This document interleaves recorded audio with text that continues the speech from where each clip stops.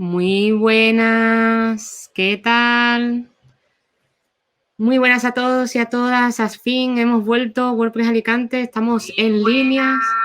Perdón, que se me ha escuchado por el otro lado la retransmisión en vivo. Nada, bienvenidos, bienvenidas a esta nueva mitad de WordPress Alicante, todavía online. No sé cuándo podremos volver con total seguridad a hacer mitas en físico, pero mientras tanto las hacemos online y así muchos más colegas nuestros, muchas más amigas y amigos pueden venir a ver esta estupenda mitad. Nada, hoy tenemos a un gran profesional que es Antonio Muñoz. Y bueno, antes de presentarlo voy a pasar con los patrocinadores. ¡Ey! Bueno, tenemos a Wiglot, que nos da un 15% de descuento con el código que tenéis ahí, ¿vale? Después estos códigos los pondré antes de terminar la mitad otra vez para que os acordéis por si alguien viene más tarde, etcétera. Tenemos a GamiPress, estupendo plugin de gamificación de WordPress, también con un descuento sorpresa, ¿vale? No nos dijeron qué tanto por ciento de descuento es. Y Webempresa, la pedazo de empresa de hosting estupenda que tenemos también por aquí, también nos ofrece un 30% de descuento con el código que veis en pantalla, ¿vale? Y sin más dilación, vamos a presentar a nuestro súper invitado de hoy, Antonio. Hola, Antonio. Ay, aquí. Hola, Antonio. Buenas, ¿qué tal? Pues nada, muy bien, con muchas ganas de escuchar tu super charla que nos va a hablar Antonio de arquitectura web escalable. Así que, bueno, espero que tengáis muchas preguntas para Antonio. Y nada, te presento un poquito. Antonio es SEO en Webempresa. Y bueno, seguramente nos contará él más cosillas sobre él en su presentación. Y bueno, ¿qué tal? ¿Cómo estás? No, la verdad que bastante bien. Esta charla, la verdad, que tenía muchas ganas de darla. Es la primera vez que hablo sobre arquitectura web. Creo ¿Ah, sí? que sí. O sea, el tema... Sí, porque anteriormente estuviste en la mitad nuestra hablando de palabras clave, de cómo Sí, buscar palabras clave. Sí. exacto. Yo normalmente voy a años. Es decir, cada año preparo una temática, Genial, genial. básicamente. Tú sabes que puedes venir cuando quieras, vamos, que además tus mitas son bastante divertidas. Así que nada. Bueno, Antonio, te dejo solo, Venga, ¿vale? Y cualquier cosita me avisa que yo estoy aquí escuchando. de acuerdo. Así que nada, te voy a ir poniendo a ver la pantalla aquí Vale, y ahora me quito yo. perfecto. Venga, pues nada, a todos. Buenas y nos vemos por el chat. Hasta ahora. Pues nada, esta es mi charla. Bueno, soy Antonio Muñoz y hablaré hoy sobre arquitectura web. Aquí tenéis el Twitter de Webempresa y el mío, por si queréis seguirnos y ver toda la información que compartimos. Así que empezamos con la charla. Si tenéis cualquier pregunta, cualquier duda, ponedla por los comentarios y después la vemos. Igual que si tenéis algún caso. Primeramente vamos a ver qué es la arquitectura web. Básicamente, la arquitectura web es la jerarquización de la información. ¿Pero en base a qué? Dices, vale, jerarquizo la información, pero ¿con respecto a qué? Pues con respecto al usuario, con respecto a Google, con respecto a los objetivos. Es decir, tiene que haber una base. ¿En base a qué hago mi arquitectura? Pues en base a qué objetivos tengo, en base a qué mi usuario llega a tal objetivo o tenga tal recorrido. O sea, eso se basa en la arquitectura web. Y en eso intervienen varios papeles. ¿Qué interviene? Pues interviene la arquitectura de la información, la arquitectura de enlazado y la arquitectura de URL. La arquitectura de la información, dentro de una URL, ¿cómo planteamos todo? Pues aquí hablaríamos de temas de hashes, imágenes, si tenemos alguna tabla comparativa, un gráfico, los call to action. O sea, ¿qué tenemos? Digamos, el recorrido que tenemos para que el usuario complete ese objetivo o de qué forma presentamos la información para que al final ese objetivo se cumpla. Pero ya no solamente en base a negocio, usabilidad, también en base a Google. ¿Con qué queremos que Google nos relacione? Temas de H1, H2 y demás. Después también tenemos la arquitectura de enlazado. ¿Cómo conectamos nuestras URLs? A través de qué enlaces, qué arquitectura, qué profundidad, cuántos clics tiene que hacer el usuario o va a tener que hacer el usuario hasta llegar al final. Pues aquí hablaríamos de tema de arquitectura de enlazado. Y por último tenemos la arquitectura de URL. cómo se compone esa URL o cómo la componemos. Dominio, / categoría, dominio, / autor, con la URL final. ¿Cómo componemos? Todo tiene un porqué y todo tiene una estrategia, ¿de acuerdo? En la arquitectura de la información hay una especie de guión o microguión que debemos seguir o que sería aconsejable seguir. Lo mismo con la arquitectura de enlazado y lo mismo con la arquitectura de URL. No existe una arquitectura perfecta, para nada. Al final son diferentes combinaciones que nos van a ayudar a cumplir nuestros objetivos. Empezamos con la arquitectura de la información. Pues, lo dicho, H1, H2, H3. ¿Cómo se compone? Aquí, por ejemplo, vemos cómo se compone la arquitectura de esta URL en base a los H's, ¿vale? Cómo se presenta esa información. ¿Eso de qué sirve? Vale, primeramente, con el H1 presentamos la información, el titular, que le vamos a dar al usuario, pero no solamente al usuario, sino también a Googlebot o al bot de Google. ¿Hacia qué keyword vamos a apuntar? Los H2, H3 serían complementos a ese H1. Por ejemplo, también se ve mucho el tema de copy. Cuando se habla del tema de copy, se utiliza un H3, un H2 para darle estilo a ¿y qué más? Por ejemplo, una frase que sea ¿y qué más? ¿Y qué más puedes ver? Hostia, eso a lo mejor a nivel de usuario funciona, pero a nivel de Google no. O sea, si nosotros tenemos un H1, una intención de búsqueda de qué es un CMS, un H2 que diga ¿y qué más? O ¿qué más vas a ver en esta información? No va a aportar nada a Google. Sí, es posible que al usuario le aporte algo de usabilidad, de visión y tal a nivel de copy, pero a Google no. Los H2, H3, H4 y así sucesivamente se utilizarán para mezclar semántica. Vamos a meter semántica que le ayuda a Google a entender mejor de qué va nuestro contenido. Añadiendo el long tail, por ejemplo. ¿Qué es un CMS? Pues, ¿para qué sirve un CMS? Características de un CMS que ayude a comprender y a reforzar esa intención de búsqueda del H1, que es básicamente la principal punta de lanza que nosotros vamos a tener contra Google para que nos posicione en la SERP. Entonces, la arquitectura de información es bastante resumida. ¿Para qué vale? Ordenar el contenido, ¿de acuerdo? Que tenga una especie de guión, ese contenido, una apertura, un inicio, un desenlace, un final. Atacar keywords relacionadas, atacar esas long tail de, por ejemplo, lo dicho, CMS, ¿qué es? Pues característica de un CMS, ¿para qué sirve? Añadir semántica, por ejemplo, ¿qué es un CMS? Pues WordPress, es Moodle, es PrestaShop, son diferentes complementos, es decir, un CMS es más que solamente la definición, es todo lo que abarca. Pues ahí también podemos atacar con los diferentes H's a nivel semántico. No tiene por qué ir todo el rato acompañado de CMS, CMS, CMS. También podemos poner el lenguaje semántico, lenguaje natural. ¿Para qué no son los H's? Para dar estilo a un texto, ¿de acuerdo? Olvidaros. El tema de un H3 y qué más, o extras, o, por ejemplo, añadir al final el footer un H3 para darle estilos a diferentes inicios. No, o sea, tú no vas a posicionar y qué más en Google. No es una long tail de qué es un CMS. O sea, no tiene ninguna relación semántica. No tiene nada de relación con la keyword principal. Entonces, si queremos dar algún estilo o llamar la atención del usuario, hay más opciones. Estas son algunas de las opciones que tenemos. Por ejemplo, un plugin para WordPress, Tiny MCE. Con él si utilizamos el editor clásico de WordPress. Bueno, importante, si tenemos actualizado a la última versión de nuestro WordPress, porque solamente es compatible, creo que con la versión 5.5, con la anterior creo que no era compatible, pues podemos cambiar la tipografía. Tenemos un texto que queremos llamar la atención, pero no guarda ninguna relación semántica. Entonces, no utilizamos un H3, pero vamos a darle estilo con este plugin. Si utilizas Gutenberg o cualquier constructor visual y demás, vale, crea un texto en P y le das tamaño, le das la tipografía, el color que tú quieras, pero no utilices un H, ¿vale? A nivel de usabilidad, guay, pero a nivel de SEO, mal, en el caso de utilizar SH. Entonces, siempre hay que guardar una especie de equilibrio entre el SEO y la usabilidad.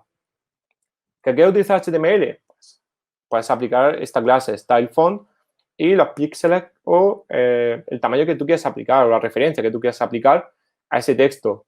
Pero olvidaros de los H. Los H en la arquitectura de información están muy bien para Google y para el usuario, siempre y cuando guarde relación en los dos puntos. Arquitectura de enlazado. Estas son las tres principales claves, digamos, de arquitectura de enlazado. La arquitectura vertical, la horizontal y la clúster. Las tres son importantes, ¿vale? A nivel de SEO son las más relevantes, por así decirlo, porque son las que más se nombran, se suelen ver. Cuando hay un SEO explicando sobre la arquitectura, pues normalmente se centra en esto. También es cierto que cuando se habla de arquitectura web, casi siempre se refieren a arquitectura de enlazado. Para mí, cuando hablo de arquitectura web, sería arquitectura de información, de URL y de enlazado. Sería todo lo que engloba esa arquitectura. Pues tenemos la vertical. ¿Qué es la arquitectura vertical aquí? Básicamente, tenemos como varios niveles. El nivel 0 sería la home. Nivel 1 sería el siguiente nivel de enlazado, es decir, que el usuario tiene que dar un clic para poder llegar al nivel 1. Después tendríamos el nivel 2, es decir, el usuario desde la home para llegar al nivel 2 debería acceder a una URL que sería nivel 1 y después llegar al nivel 2 y así sucesivamente con los demás niveles. Esta arquitectura vertical se suele utilizar sobre todo para nichos muy concretos. Imaginaros que tenemos una web que habla sobre portátiles, gaming, Xiaomi. O sea, es súper vertical, es súper específica. Pues se suele utilizar en estos casos, en el que se pone, por ejemplo, a nivel de home o a nivel el nivel superior, sería portátil, gaming, Xiaomi barato. Ese sería el nivel de home, la punta de lanza.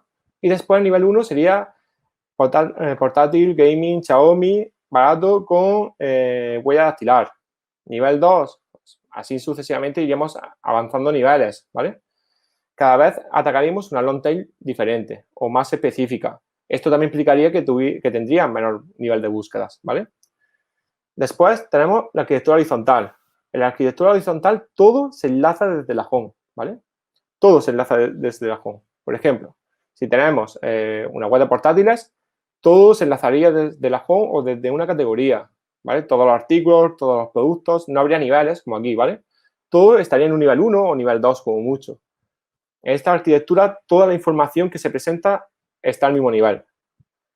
¿Qué implica o qué ventajas tienen estas dos arquitecturas con respecto a la cluster que ahora veremos? Pues aquí ordenamos la información de forma muy vertical, que dejamos muy claro a Google de qué trata nuestra web y a nivel de profundidad atacando long tail diferentes. Y aquí presentamos la información a nivel de usuario, diciendo, mira, aquí tienes toda la información que es accesible o que puedes ver o que te interesa y puedes acceder a ella. Y por último tenemos la arquitectura de clúster. Es una combinación de la arquitectura vertical y la arquitectura horizontal. Este tipo de arquitectura se trabaja por clústeres semánticos. Esto normalmente son web multitemáticas, por ejemplo, una web de ordenadores o una web de tecnología más bien. Tenemos una categoría que sea ordenadores, otra portátiles, móviles y tal. Por ejemplo, en este caso, esta será la de portátiles.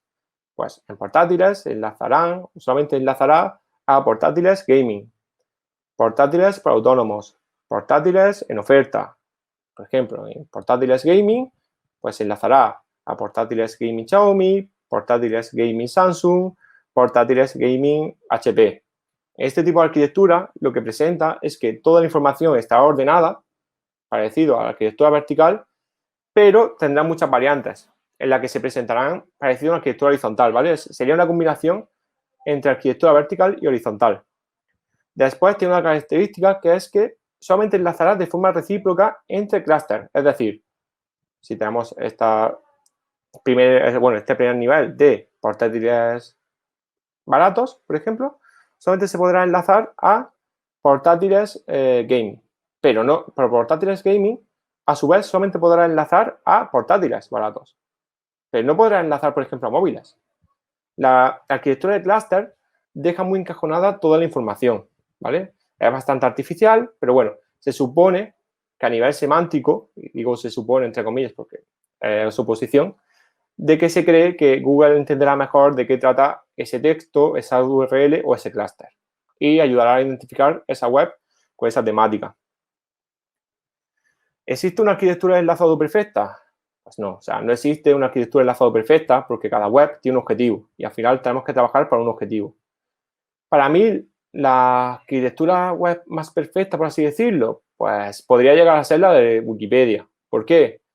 porque no atiende a ningún patrón. Aquí, en las que hemos presentado anteriormente, todos son patrones.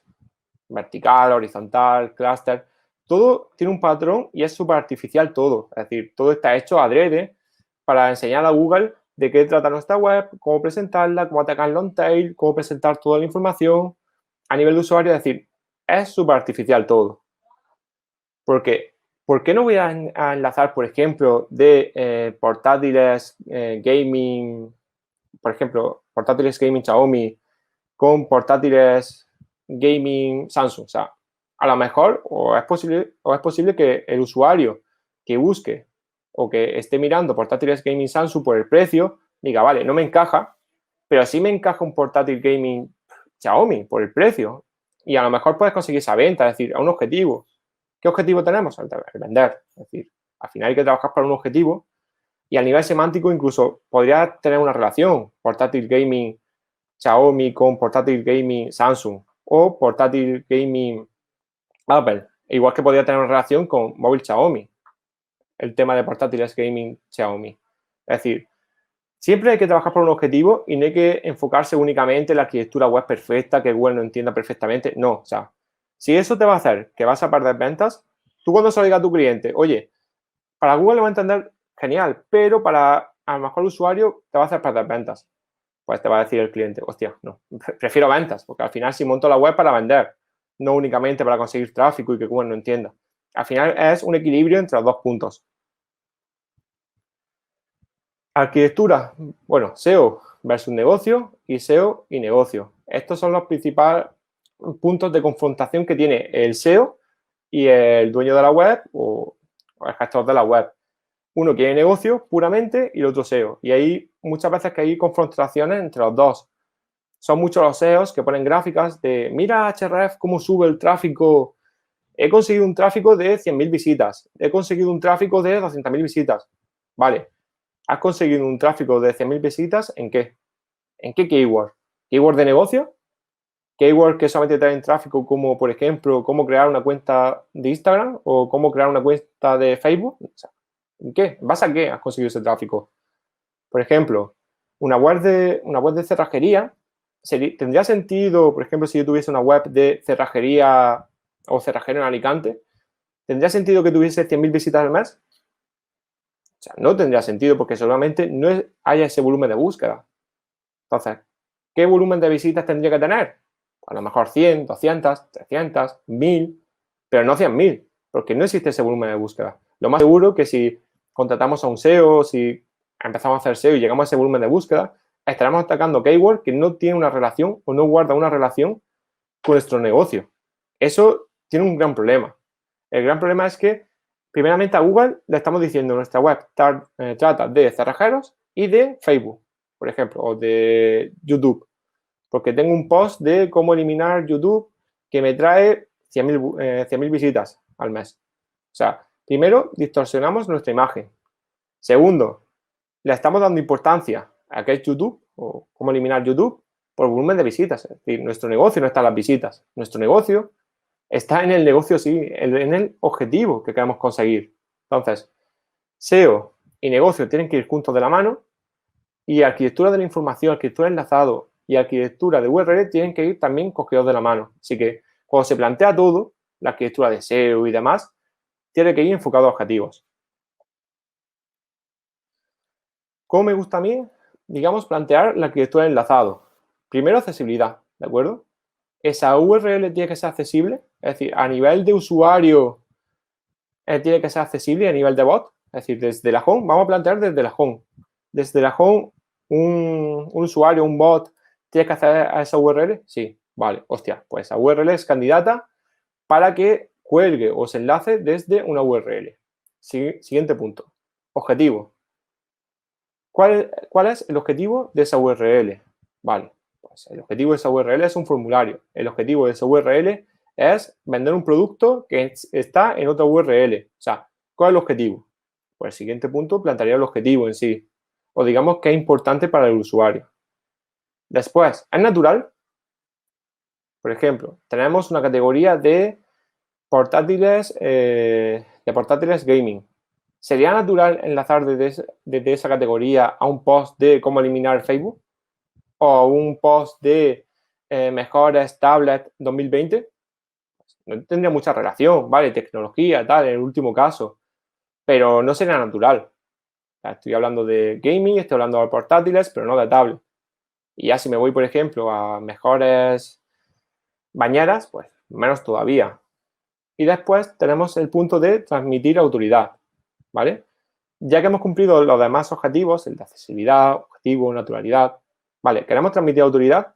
Aquí sí podemos forzar un poco las cosas. Por ejemplo, vale, no me encaja portátiles gaming enlazar a tablets para 2020, ¿no? Por ejemplo.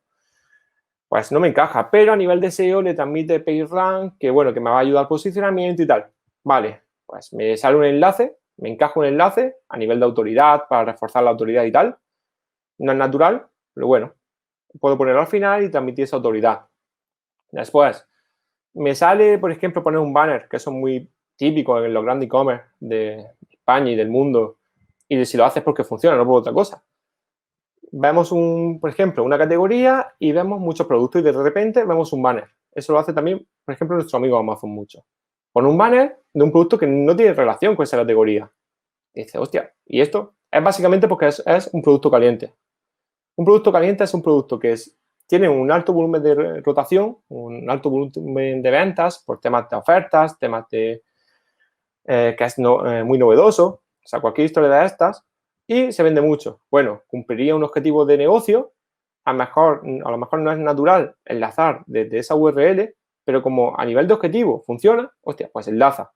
Por eso siempre digo que hay que guardar un equilibrio entre los dos puntos.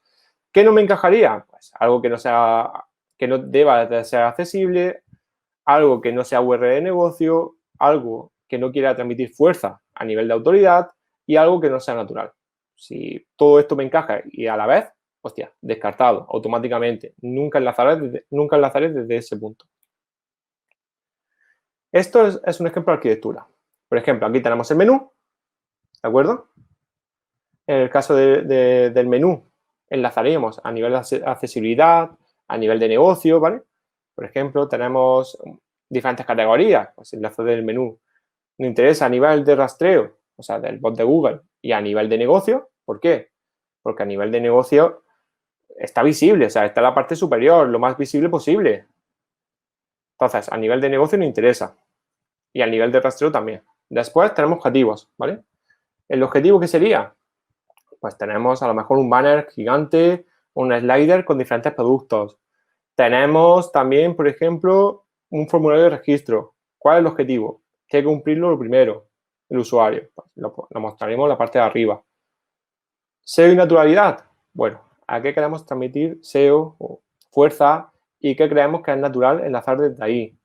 Sería natural enlazar, si estamos en una categoría, por ejemplo, ahora de portátiles gaming, o sea, repetimos con portátiles gaming, pues además productos de portátiles gaming. Aunque tengamos aquí un producto principal, pues aquí tendríamos otros productos. Vale, también sería natural enlazar a complementos de gaming, o sea, cualquier producto que esté relacionado, es natural al final. Texto, para apoyar el posicionamiento de esta categoría, aquí abajo tendríamos temas de posts relacionados, porque a lo mejor a nivel de producto sí encajaría enlazar aquí arriba, porque también es parte del objetivo. A lo mejor no se cumple el primer objetivo, que es el producto candente que tenemos anteriormente, que hacíamos anteriormente. Se compra un producto o compran un producto que estén relacionados con, puede ser temas de otros portátiles o otras tablets y demás, gaming. Temas de texto, pero a lo mejor tenemos algún artículo como mejores portátiles gaming de 2020 o cómo reparar un portátil gaming, tal. O sea, y aquí tenemos la otra sección. Otro ejemplo de arquitectura, pues esta sería, por ejemplo, otro tipo de arquitectura de categoría de un e-commerce. Pues tendríamos primeramente el menú, contexto, ¿vale? También podemos dar un poco de contexto, igual que el texto lo tenemos aquí abajo, para subirlo un poco más. Tema de negocio, primeramente se presenta aquellos productos que queremos vender por encima de otros. Aunque no tengamos un banner, lo presentamos primeramente para que el usuario lo tenga a mano. Después, productos relacionados, paginación, ¿vale? tampoco soy fan de presentar todos los productos en una misma categoría. ¿Por qué? Porque tarda muchísimo la URL en cargar, ¿vale? ¿Podemos cargar por Ajax? O conforme el usuario haga el scroll, tal, ¿se puede cargar? Sí, pero a nivel de SEO será malo, ¿vale? Después veremos el por qué. Tema de texto, para ayudar un poco más. Aquí es cierto que vamos a tener texto ayudando a los productos, enlazando con el tema de producto y demás, pero nunca viene mal un poco más de texto, ¿vale? Esto es un pequeño vídeo de PC Componentes de cómo presenta la información, ¿vale?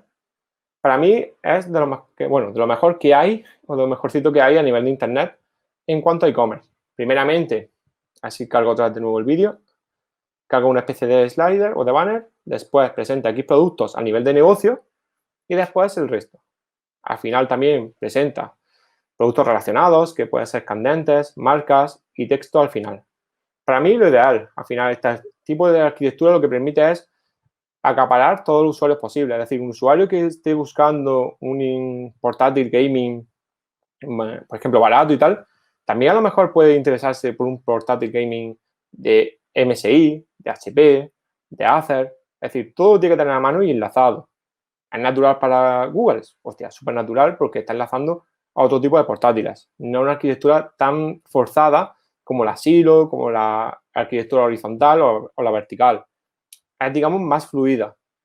Pues para mí esta, por ejemplo, sería una ideal. Si os metéis en la web de, por ejemplo, de PC Componentes, Carrefour, el Corte Inglés, Amazon, lo hacen bastante similar entre ellas. Y cómo presenta información se puede dar muchas ideas o puedes coger muchas ideas para tu propio negocio, para tu propio e-commerce. Nos vamos con el final ya, la arquitectura de URL. ¿Cómo vamos a presentar la URL? Pues últimamente, desde hace varios años, es bastante común decir URL amigable, que sea la URL amigable, tal, o sea, sí, hasta ahí guay, pero hay más componentes. Es decir, podemos poner la categoría, podemos poner la fecha de la URL, la fecha de publicación en la URL, categoría y fecha, categoría, fecha, ID de producto, ID de referencia, por ejemplo, de la referencia que tengamos en nuestro e-commerce, que a lo mejor no es igual a la de producto, porque a lo mejor la de producto sigue siendo la de almacén, pero en e-commerce tenemos otra ID diferente a ese producto. También puede ser tema de autor, o sea, es casi infinito las posibilidades que podemos poner en la URL de variantes. Tiene su importancia. ¿Y en qué se basa su importancia? Pues depende del proyecto, depende del objetivo, depende de para qué estamos trabajando esa arquitectura. Igual que la arquitectura enlazado, pues que sea natural y tal, pero ¿cómo la vamos a presentar? Depende. ¿Qué objetivo tengo?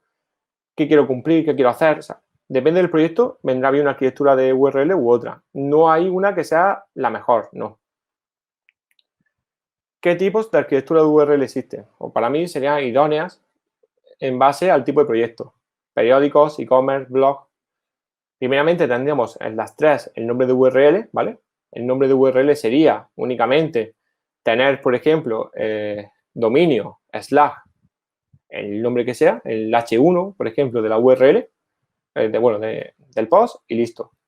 También podemos poner la categoría, es decir, vale, categoría que sea portátiles, categoría que puede ser tecnología, puede ser política, puede ser marketing, o sea, categoría y URL.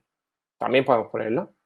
Y después, en el caso de e-commerce y periódicos, que es la que a mí me gusta utilizar, en el caso de periódicos sería con el tema de la fecha. ¿Por qué? Porque después me va a permitir filtrar por fecha. Es decir, pues tengo mi categoría, que puede ser periódicos, después la fecha, que puede incluir 2020, junio, tal, y después el nombre de URL. Después eso veremos que nos va a servir muchísimo a la hora de filtrar y sacar información. Tema de e-commerce, me gusta la categoría normalmente.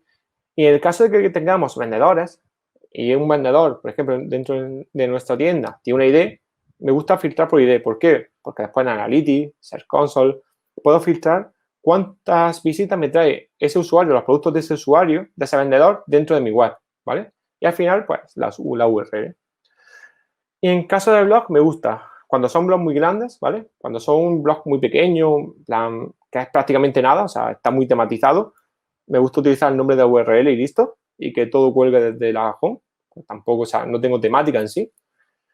Pero si es multitemático, es casi una revista ya, aunque sea aunque sea una única temática, pero es casi una revista y tiene muchos apartados y demás, me gusta utilizar categorías. ¿Por qué? La categoría me ayuda a la hora de filtrar. Es decir, cojo mi Analytics, pongo tal categoría y veo qué tráfico tiene esa categoría. Veo qué tráfico me está trayendo diferentes categorías y puedo compararlas. Puedo coger y ver cuántos backlinks me trae esa categoría. Puedo sacar bastante información relevante. Bueno, ¿con qué recogemos información? Ahrefs, Data Studio, Skimming.Frog, Search Console, Analytics, tenemos diferentes herramientas y todas estas podemos utilizarlas siempre y cuando configuremos bien nuestra arquitectura de URL. También es importante que lo hagas desde el primer momento, es decir, no cojas después de 5 años 1.000.000 de URLs y digas, vale, ahora voy a coger y voy a hacer redirecciones y voy a trabajar en la arquitectura de URL. ¿Se puede hacer? Sí. ¿Es aconsejable? Hostia, depende del caso. Esa gran variación que vas a hacer con millones de URLs o miles de URLs va a afectar seguramente al SEO. O sea, aunque haga una 301, ¿vale? Eso ya por descartado. Te afectará al SEO. Así que plantéala bien antes de, bueno, plantea tu proyecto bien antes de empezar con la arquitectura de URL y que sepas que ninguna es mejor. Ahrefs, por ejemplo, el caso de web empresa. Puedo coger la categoría de WordPress y puedo ver, siempre y cuando tenga configurado como prefijo, los dominios de referencia, las palabras clave que tengo posicionadas y el tráfico orgánico, en base a todo lo que cuelga de esta categoría, ¿vale? Dice, vale, ya esa información la tengo más o menos en 1.000 URL ya, pero si miras URL a URL y tienes 1.000 URLs, hostia, más fácil coger por la URL, o sea, atajar por la categoría y analizar todo el proyecto. Por lo menos para mí, cuando la web es muy grande. 1.000 URLs, 2.000 URLs por categoría, 10 categorías, o sea, al final va sumando y, hostia, hace daño por lo menos a nivel de tiempo y de ver toda la información. Indexación, hostia, podemos ver la indexación que tenemos en base a esa categoría, o sea, ruta de URL. Cojo mi categoría, miro con un footprint de in URL, vale, pues ya sé que 16 posts que están indexados en Google me traen, pues, 500 dominios de referencia, que son unos 15.000 enlaces, me trae de tráfico, 30, más o menos, claramente, unas 30.000 visitas y está posicionando unas 5.000 keywords, más o menos. Pues, ya sé que 16 URLs están haciendo este trabajo. Al final es información que vamos cogiendo, vamos viendo qué trabaja mejor, qué parte de contenido sí, qué parte de contenido no, qué secciones sí, qué secciones no. Y a futuro podemos especializarnos y mejorar en un punto concreto. Skimming.Frog, hostia, si tenemos una web de millones de URLs, que eso a casi todos los SEO le encantan, el tema de Skimming.Frog, y tenemos una web de miles de URLs, analizar toda la web de golpe es una locura. Primeramente, Skimming tarda una burrada, ¿vale? En analizar todo. Si lo tiras desde tu ordena, más todavía. Entonces, el hecho de poder utilizar que incluya X URL, que excluya X URL, puedes seccionar, digamos, toda la web y decir, analizo esta parte, hoy me interesa esta parte no me interesa analizarla por cualquier historia, que la excluya y cada vez que lanzo un skimming, un análisis, no tengo que analizar 1.000.000 de URLs, pues analizo 10.000, una categoría que tenga 5.000, una categoría que tenga 1.000 y después a la hora de tomar decisiones será mucho más sencillo, porque no es lo mismo coger y que te dé, toma 1.000.000 de URLs, a ver qué haces, que te diga, no, toma 100 URLs, analízalas y vamos a ver, o sea, a la hora de trabajar es bastante importante. Bueno, una cosa que también me encanta es la posibilidad de decir que haya un nivel de ruta. Es decir, podemos coger y decir, mira, en este nivel de ruta o en esta ruta que tenga, por ejemplo, la parte de tecnología. Es decir, categoría que sea tecnología. Y después el nivel de ruta 2, en el caso de que sea un periódico, que tenga 2020. Vale, pues solamente me analizará los posts de tecnología y del año 2020, pero no de 2019, que a lo mejor en 2020 ya son 1.000 posts o 5.000 posts y puedo comparar los datos de tecnología 2020 versus tecnología 2019. O sea, la información que me trae cuando son webs muy grandes, cuando un proyecto muy grande, cuando un proyecto que tiene perspectiva de crecer mucho, ¿vale? También es importante. Ningún periódico sale con 1.000.000 de URLs, ninguno. O sea, pero al final tendrá 1.000.000 de URLs. Entonces, es importante ir controlando esto y que el proyecto sea escalable desde el primer momento. Errores más comunes, ¿vale? Ya hemos visto un poco la arquitectura. Si tenéis alguna duda, bueno, consultarla a través del chat, ¿vale? Pero ahora vamos a ver los errores más comunes o los últimos errores que he visto yo, ¿de acuerdo? El tema de Elementor y los H1. Eso se lo estaba comentando antes a Flavia. En las últimas actualizaciones de Elementor ha sacado, bueno, ya venía de antes la opción de decir, oye, quiero quitar el H1 de la página cuando creo una URL con WordPress, ¿no? Creo una entrada, pongo un título, me voy a Elementor y cuando estoy en Elementor me da la opción de quitar ese título y crear uno personalizado con Elementor, con su estilo y tal, ¿no? ¿Qué pasa? Me pasó con un cliente que tenía un H1, bueno, tenía diferentes H1 y decimos, hostia, ¿por qué tiene diferentes H1? O sea, solamente vemos uno en el texto, tal, o sea, y además Google estaba pillando en title los otros H1. Decía, hostia, ¿cómo es posible que esté sacando otro H1? Es que no hay H1, o sea, solamente hay uno en el texto. Resulta que cuando tú quitas o ocultas el H1 de la página de WordPress con Elementor, lo oculta con una clase, pero se sigue mostrando dentro del código. Entonces, cuando tú cojas y elimines ese H1, cojas y lo elimines con ese botón, en la página tendrás el H1 que es de WordPress, que se supone que has eliminado, se supone, y el H1 que has creado con Elementor. Y ya, si no tienes un title, pues Google cogerá el H1 que quiera conveniente. Puede no ser una marranada. En plan, imagínate que creas uno que sea casi un parámetro o que no tenga sentido y eso sea tu title. Hostia, pues adiós SEO, básicamente. Entonces, a nivel de arquitectura de información, es importante ver a nivel visual lo que tienes, pero también a nivel de código. O sea, echar un vistazo a nivel de código, cuántos H1 tienes, cuántos titles tienes. O sea, es importante cuántas metas de escrito tienes. Si el H1, bueno, si el title está en el head o está en el body, es también importante verlo. O sea, todo eso es importante analizarlo y eso se analiza a nivel de código. La carga por Ajax y el botón de ver más. Eso es lo que comentamos antes de la paginación. Es posible que hayáis visto del hecho de que hagáis scroll y, hostia, aparecen nuevos productos. O hay un botón de ver más y aparecen todos los productos. ¿Positivo o negativo? Pues depende. Cambia la URL. Es decir, cada vez que se cargan productos, cambia la URL. Hay una página 2, hay una página 3. Hay una paginación falsa. Por ejemplo, si os metéis en el blog de PC Componentes, creo que tenían paginación de ver más o carga por Ajax, pero si os metéis el código fuente, hay un botón falso a página 2, por ejemplo, en su caso, había. Es importante saber eso porque, ¿por qué? Porque Google no puede ver esos productos. Es decir, si nosotros cargamos por scroll todos los productos y conforme el usuario vaya haciendo scroll, se van mostrando productos, cuando vea Google lo que hay, no va a ver todos los productos que hay, porque no va a hacer scroll. Entonces, verá la mitad de productos, rastreará lo que él quiera o lo que buenamente pueda, pero no rastreará todo. Entonces, tener una paginación falsa o una paginación simplemente a secas, maravilloso, por lo menos a nivel de rastreo, a nivel de Google. Si queremos que los productos posicionen y demás, yo no me complicaría mucho la vida y una paginación de toda la vida, nada de por Ajax y por scroll. Si sabéis programación, si lo tenéis muy visto, creáis una paginación falsa, tal, perfecto. Pero a mí me gusta más la paginación.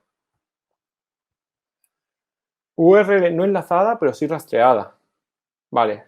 Es posible que digas, vale, como no quiero que acceda directamente hacia esta URL o que Google no acceda a esa URL, pues no la enlazo y listo, ¿no? Hostia, sí, es un poco más complejo de lo que parece porque hay diferentes puntos de rastreo. No solamente está el tema del rastreo directo, es decir, el rastreo a través de enlace. Hay más tipos de rastreo. Por ejemplo, está enlazada desde el sitemap, porque a lo mejor tú no lo has enlazado a nivel de enlace interno, de URL, pero si hay un enlace a través de sitemap. Eso es lo primero que comprobaría. Y después, en los logs se está rastreando esa URL. Es posible que en los logs, aunque no esté enlazada desde ningún punto, se esté rastreando. Se está indexando esa URL, el siguiente punto que tendrías que ver. Aquí normalmente se utiliza el robots.txt, ¿vale? En el robots.txt vamos a una directiva que diga, vale, no rastrees esta URL o se cree que dice no rastrees esta URL. Pero realmente se rastrea. Es decir, si tú, por ejemplo, tienes una URL que no está enlazada y la tienes bloqueada por TXT y después los logs te metes y está rastreada, está bien. O sea, no te asustes. Lo que tú haces con el TXT no es decirle, oye, no rastrees o no analices el contenido que hay internamente, ¿vale?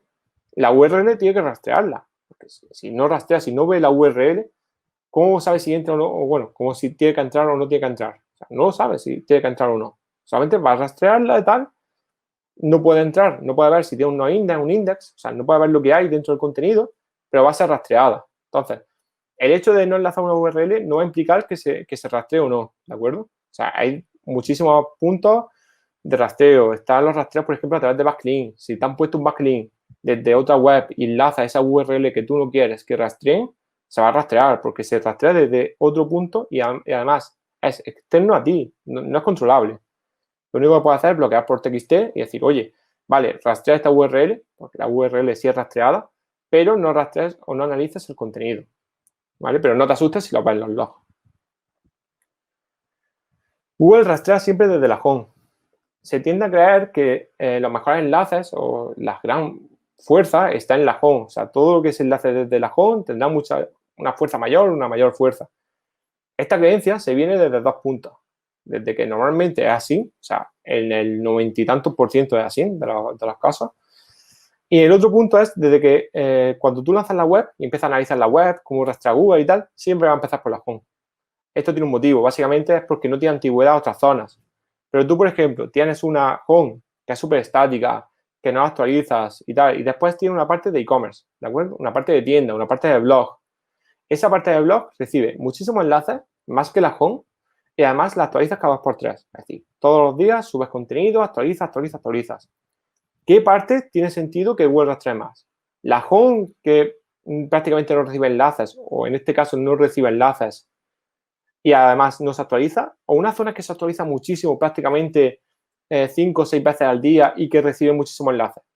Pues la parte del blog tiene más sentido, no porque sea más importante, porque la raíz es la raíz, es decir, el dominio es el dominio, pero a nivel de rastreo, a nivel de Google, le es más interesante la parte de blog o de tienda, porque va a rastrear nuevo contenido, va a ver nuevo contenido, va a descubrir nuevo contenido y lo va a poder indexar. Entonces, es más interesante para él el hecho de tener la tienda o el blog o que se rastree o rastrear más esos puntos que la home, que es estática. Otra cosa es que se muestre también en la home diferentes productos y se actualicen o diferentes artículos y demás. Eso es otra cosa, pero con una home, digamos, estática y tal, pues es un punto más interesante, algo más dinámico, como puede ser la tienda o el blog. Tiene sentido en este punto, pero ya os digo que el 90% de las veces es cierto que la home se rastrea más, recibe más enlace y tal, pero que sepáis que no es el 100% de los casos. Fusionar el contenido, ¿vale? Para cuando tenemos una canibalización de alguna keyword y tal. Esto es otro caso bastante común que se suele arreglar con arquitectura. Tenemos dos artículos, por ejemplo, puede ser tuercas del 6 y tuercas del 8. Y buscamos tuercas, la keyword de tuercas, hostia, tenemos tuercas del 6 y del 8 compitiendo. A lo mejor en página 2 y en posición 8. Hostia, pues voy a fusionarla porque tal, porque así puedo competir con una sola, soy más competitivo. No. Normalmente este tipo de problema viene por arquitectura, porque no se deja claro a Google que una es tuerca del 8 y otra es tuerca del 6. Esto normalmente se trabaja a través del enlazado interno, ¿vale?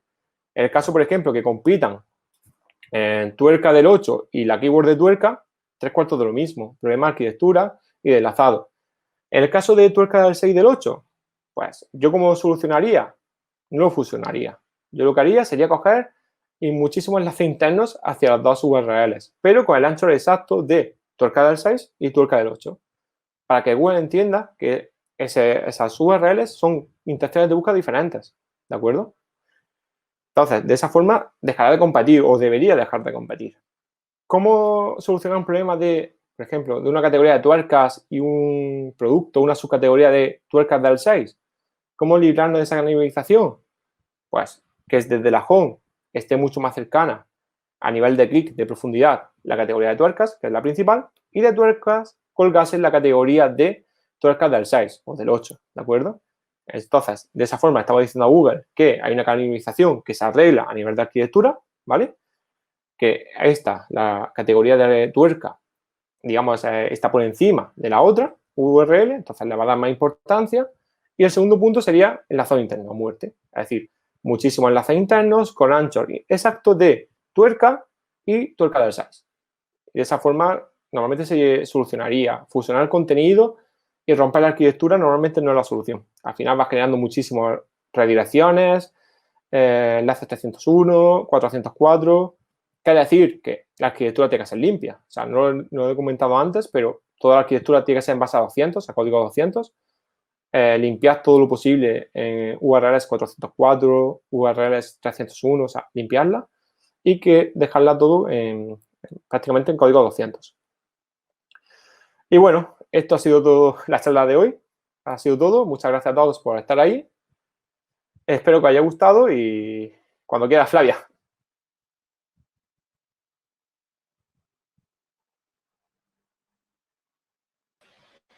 ¡Ey! ¿Qué tal? Pues nada, vamos a ver si podemos empezar con las preguntas. Bueno, agradecerte la charla mientras la gente se anima a poner alguna pregunta sobre arquitectura web. Y nada, Antonio, ha estado súper interesante, me ha encantado, sobre todo el tema de la diferenciación entre los diferentes tipos de estructuras que puedes tener la URL, la de silo, etcétera, que mucha gente se confunde un poquito con eso y cómo hacerlo con WordPress, ¿no? Yo te iba a hacer una pregunta mientras la gente se anima y eso, que es que ¿qué plugin recomendarías, por ejemplo, para hacer cambios de permalinks en WordPress? Ya que muchas veces, de la propia estructura de permalink, porque muchas veces sí que la gente tiene dudas sobre eso. Me parece que había un plugin que se llamaba Custom Permalink, si no me equivoco, y es el que suelo utilizar yo. Este es el que suelo utilizar yo, normalmente. Aunque a veces por arquitectura de WordPress hay que meter un poco de mano a nivel de información, pero normalmente con ese para la mayoría de webs se soluciona.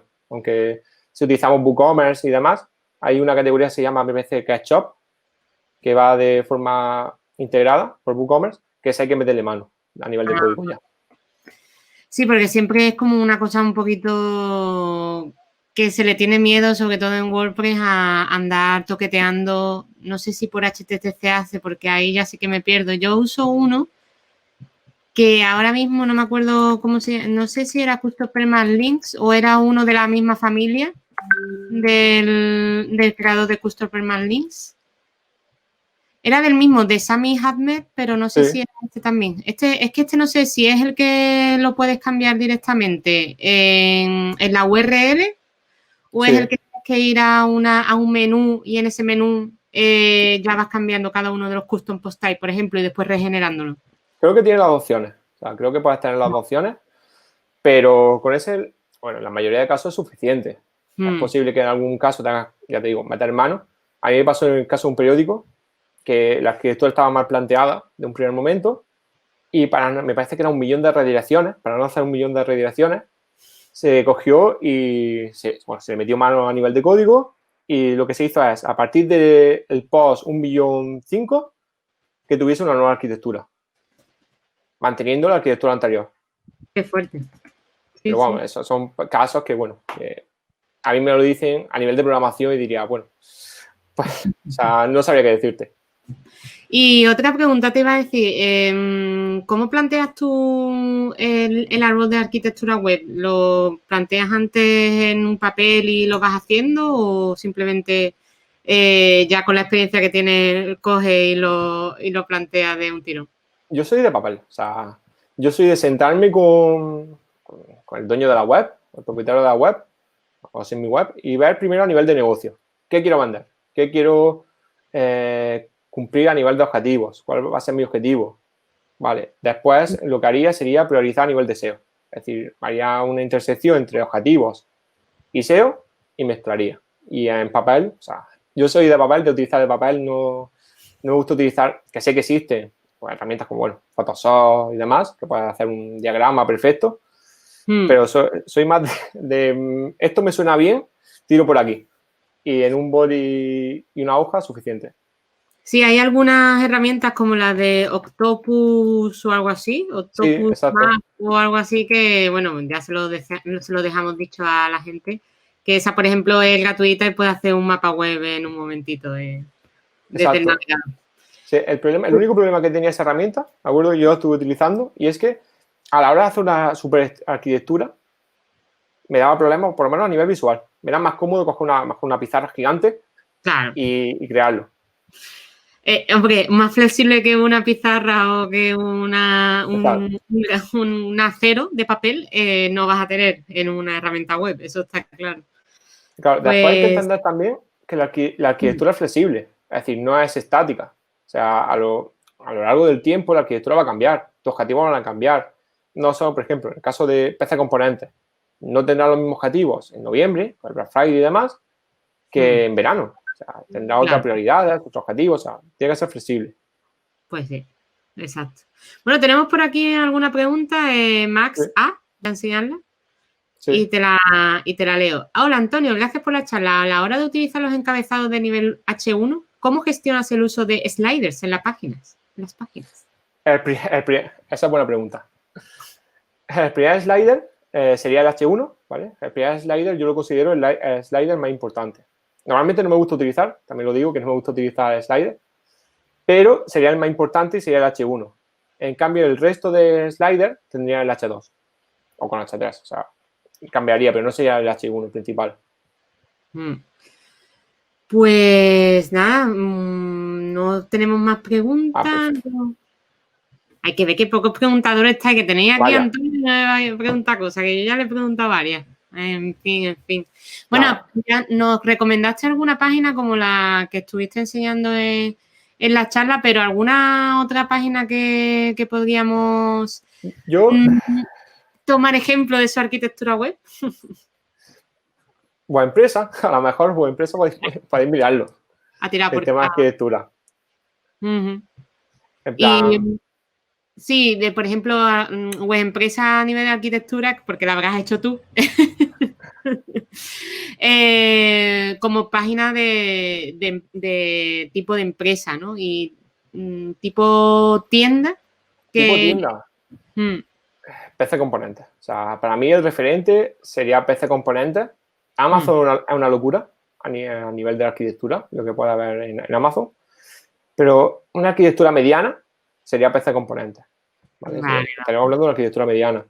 Algo pequeño, o sea, mejor Dos Farmas a nivel de farmacia. O sea, más pequeña que PC Componentes, creo. Y tiene una buena arquitectura, por ejemplo. Sí, además PC Componente, aparte del trabajo de SEO que hacen, que tiene un departamento para de SEO, vamos, creo que bastante grande, Sí. también tiene un departamento de usabilidad y diseño de interacción, vamos, de usuario. Y sí, la verdad es que están dando bastantes recursos con todo Ocurre este tema. mucho. Sí. Bueno, Max me pide que por favor Sí, lea la segunda parte de la sí, pregunta. sí. Es decir, hay veces que el título de la página lo muestra el slide principal, pero muchos plugins para montar sliders no utilizan la etiqueta H1 para el texto principal. Ahí tienes Sí, que modificar el plugin. Es lo que te claro. toca. O sea, te toca modificar el plugin. A unas malas, lo que puedes hacer es poner un H1 por encima. O sea, el slider. No queda tan bien, o sea, queda mucho mejor tener directamente el slider y tal. O montar el H1 justo debajo del slider, que bueno, también puedo hacerlo. Pero lo suyo, si tienes recursos y demás, es modificar el plugin. Lo único, ten cuidado a la hora de actualizar, que todos los cambios que hayas realizado se vuelven hacia atrás. O sea, es lo único que tienes que tener más o menos vigilado. Hacer un plugin hijo o algo así por el estilo para no revertir todos los cambios. Pero bueno, en sí el H1 puedes cambiarlo. Si no te viene bien el slider, puedes cambiarlo de ponerlo justo debajo del slider o ponerlo por encima. Sí, otra forma que hago yo cuando quiero poner el H1 diferente, o sea, poner un H1 por encima y que no sea el título de la página, Sí, es cambiándolo, haciendo un if dentro de sí, la plantilla, o sea, dentro del sí, tema, la plantilla de donde esté esa publicación, ¿no? sí. Y como por ejemplo en el título, en el logo, el título de la página, pues lo pongo ahí. Sí, o sea, al final lo que ve Google es el HTML. Es decir, Exacto. Y otra cosa es lo que tú le muestras al usuario. Tú puedes decirle que el H1 en el HTML está al final del todo y se lo puedes mostrar al usuario arriba. O sea, al final puedes jugar un poco. Lo que yo nunca haría sería ocultar. No me suele gustar ocultar. No hay penalización en base a ocultación, pero bueno, no me termina de gustar. Básicamente porque tú analizas la web visualmente, como te entra por los ojos, digamos, ves la web, tal, y después analizas con streaming y dices tú, hostia, me he equivocado de web, al analizar la web. No es analizar la misma web, pero al cambiar mucho la estructura y demás, o ocultar cosas, salen con streaming cosas que no se ven visualmente. Pues nada, Antonio, creo que no hay ninguna pregunta más. Les he lanzado ahí si hay algo más. Si no, pues bueno, voy a hacer un pelín de tiempo más recordando a los patrocinadores con sus códigos de descuento si alguno ha llegado tarde por aquí, que bueno, puede hacer uso de cualquiera de estos 3 codiguitos que hemos puesto, que nos han ofrecido nuestros estupendos patrocinadores, ¿vale? Y bueno, si ya os ha dado tiempo a copiarlo y si no le dais para atrás en la retransmisión, este vídeo estará disponible en cuanto terminemos de aquí en la retransmisión en directo. Y nada, Antonio, muchas gracias por tus enseñanzas sobre arquitectura web. Muchas gracias a ti. Espero que pronto puedas venir aquí cuando tengas otro tema que quieras compartirnos. Y pues sí, o sea, claro. Yo espero que te lo hayas pasado bien. Siempre, o sea, piensa que siempre. Bueno, la primera charla que di en Meetup de WordPress, yo creo que, bueno, aparte de Almería, la de allí, en Alicante. O sea, sí, creo que sí, que además nos viniste a decir que te querías estrenar y te digo, pues mira, aquí puedes venir perfectamente, que además nos tomamos una caña luego. Exacto. Cosa que ahora no podemos hacer. Pero bueno. Totalmente. Sí. Pero bueno, claro que vendré. ¿Y de ahí fuiste a alguna WordCamp? Sí, o sea, sí, después he estado en varias WordCamps. Bueno, también he estado en eventos de e-commerce, sobre todo relacionados con e-commerce y demás. Bien. Pero sí, fue, digamos, mi estreno. Fuera de lo local, fuera de Almería. Sí. Pues estupendo, pues nos encantó tenerte y nos ha encantado tenerte otra vez aquí. Y nada, al resto de personas, el mes que viene tendremos una nueva mitad. Otra vez también tendremos a una repetidora, que será Noelia Regalado, nos hablará. No me ha dicho todavía el nombre de la charla, pero es sobre SEO para turismo, me dijo que era, algo así. No sé si la ha cambiado, porque tal y como está la cosa con el turismo, no sé si querrá Noelia seguir hablando de ese tema. La fecha os la confirmo, seguramente la podréis ver en meetup.com y lo pondré en los canales típicos, Twitter, etcétera. Y nada, nos vemos entonces el mes que viene y muchas gracias, Antonio, por venir y hasta la próxima. Hay muchos WordPress. Hasta luego. Hasta luego.